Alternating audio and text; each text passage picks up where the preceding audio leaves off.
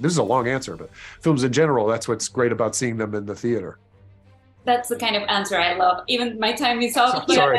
¿Qué pasaría si los seres humanos hubieran existido hace 65 millones de años y se hubieran topado en la Tierra con los dinosaurios?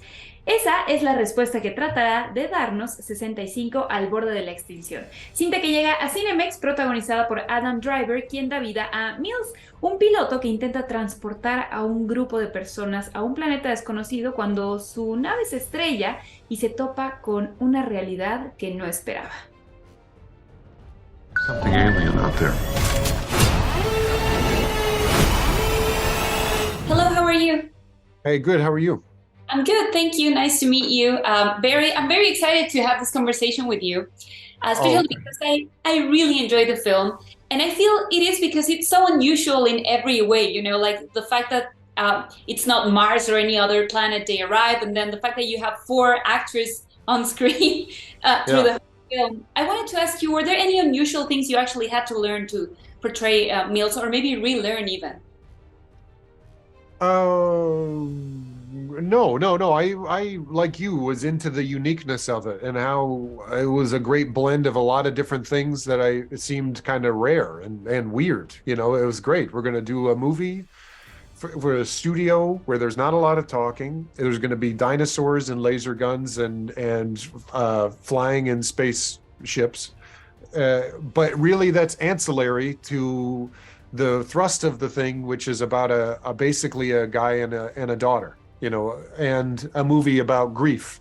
So we're gonna have all these big set pieces, but really not let that get in the way of what we hopefully is a character-driven family movie. You know, it's just a combination of a lot of things that I don't see, and that's what made it really exciting. And there's no you know, it's not part of a sequel or a prequel, or, you know, there's no frame of reference for it. It's an idea that people came up with that's an hour and a half, and the metaphors are obvious, and the scale is big, but there's enough room to play 3-dimensional characters. You know, it was kind of you know, something unique and different, and something I didn't know if I'd get that opportunity again.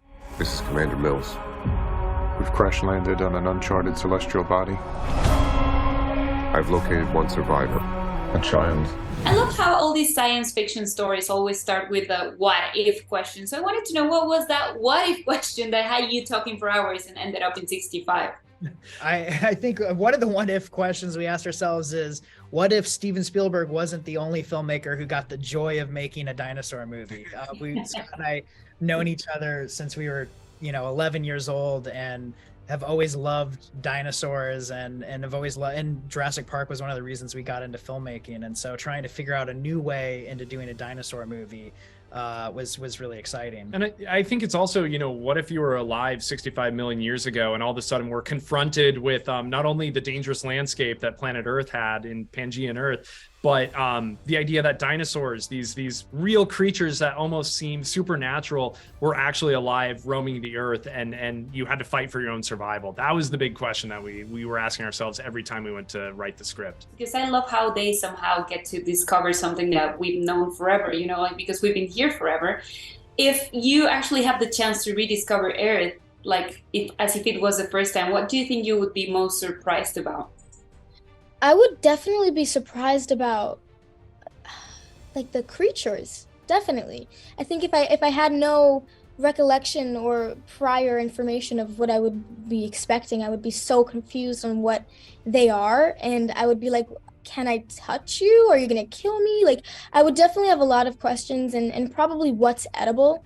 We see Koa go through that thing as well in the film of like what you can and cannot eat. For someone that loves food, I would be definitely concerned if I ate poisonous berries and I didn't know. Isn't it weird? Like, don't you ever stop thinking, how did they figure out something was edible? Like, for example, in Mexico, we do eat a lot of like cactuses and stuff like that. It's like, it's literally shouting to you, don't eat me. Yeah, exactly. We are the same. I am very curious and confused about how they know what to eat and what not to eat, and how to classify animals and all of that. So it's definitely weird for sure.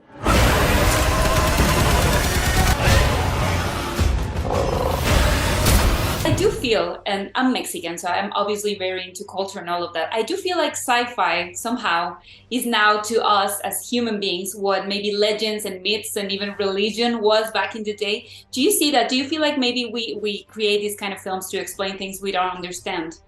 Oh, I mean, that's the best version of what films do is through a really specific story, and the more clear that and specific it is, oddly, the more universal it becomes. Where you're watching this thing specifically in theaters is the best version of it, I would say, with people that are completely diverse. Hopefully, a movie that probably has nothing to do with, you know, it's not easily defined, or in sci-fi, for example, it's not. It's more imaginative, so people it's easier for them to project their own themselves in that environment. It's not culturally specific to a certain thing, where you're recognizing humanity through someone that has nothing to do with you. I mean, that's the great thing about being an actor, for sure, is it forces you to have empathy, to understand someone else's perspective, and as an audience member, understand something about yourself, oddly, from watching someone else do something that or having a reaction to something that is and hopefully from them going through it, you understand something about how you processed a situation that's similar, and watching it with strangers, realizing that they're processing the same thing that you are at the exact same moment, even though you didn't probably come with them. You know, it's a very weird, special thing, watching theater with an audience, or watching a film with in a dark room with strangers. The sci-fi, yeah, maybe because it's not rooted in any particular country or territory, but maybe has more leniency. You're right. I never thought of it that way. But just films in general this is a long answer, but films in general, that's what's great about seeing them in the theater. That's the kind of answer I love. Even my time is up, but it was so nice to meet you. Sorry. No, that's great. Thank you so much. That was exactly what I wanted to hear, like your experience as an actor. Si te gustan las películas de ciencia ficción y como yo eres fanático de las actuaciones de Adam Driver, no te puedes perder 65 al borde de la extinción, que ya está disponible en Cinemex. Soy Gaby Cam y nos vemos en el próximo De Película. Are gonna get home.